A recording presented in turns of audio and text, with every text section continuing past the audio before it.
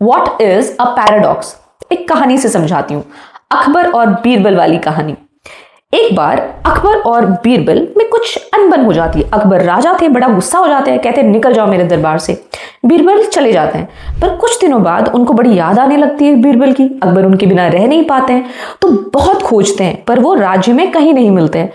तो फाइनली उनको एक पैराडॉक्स सूझता है कि मैं एक पैराडॉक्स, एक पहेली, शब्दों का उलझन बनाकर विज्ञापन देता हूं, बीरबल को मैं ऐसे ही ढूंढ पाऊंगा। तो वो कहता है जो भी मेरे पास धूप और छांव दोनों में चल कर आएगा, मैं उसको 100 सोने के सिक्के दूंगा। ठीक है, तो बहुत लोग लाइन लगा कर आते हैं, पर कोई इस पैराडॉक्स को, इस पहेली को, इस रिडल के शब्दों के कंफ्यूजन को तोड़ नहीं पाता है। फाइनली एक बहुत ही गरीब, बहुत ही बीमार बूढ़ा आदमी आता है और वो अपने साथ एक खटिया लेकर आता है, जिसको हम इंग्लिश में कॉट कहते हैं। तो खटिया कैसे होता है? इस तरह से रस्सियों से बंधा होता है और रस्सियों में से कहीं ना कहीं धूप आती है। तो दिन के समय में दोपहर में ये व्यक्ति आता है ऐसे खटिया अपने सामने रखकर, और वो धूप और छांव दोनों में चलता हुआ आता है।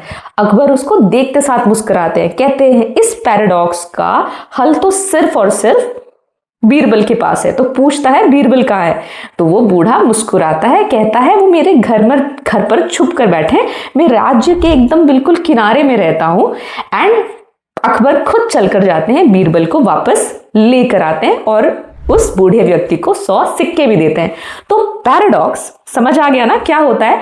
पैराडॉक्स एक ऐसा फ्रेज है, वर्ड्स है, स्टेटमेंट या फिर सिचुएशन जहां दो बहुत इंपॉसिबल चीजों को हम यूज कर रहे हैं, जैसे less is more, failure is the key to success, या फिर ये स्टोरी ऑलमोस्ट एक पहेली सा लगता है, पर जब आप सामने से उसको इंस्पेक्ट करते हैं मैग्नीफाइंग ग्लास के साथ, तो आपको पता चलता है कि वो गुत्थी अपने आप को सुलझाता है। For example, change is the only constant, है कि नहीं? मतलब भाई चेंज ही ऐसा चीज है जो स्थायी है ना? सुनने में अजीब लग रहा है, change is the only constant. So such are paradoxical statements. For the students of literature, you should go and research this word. What is the meaning of magic realism?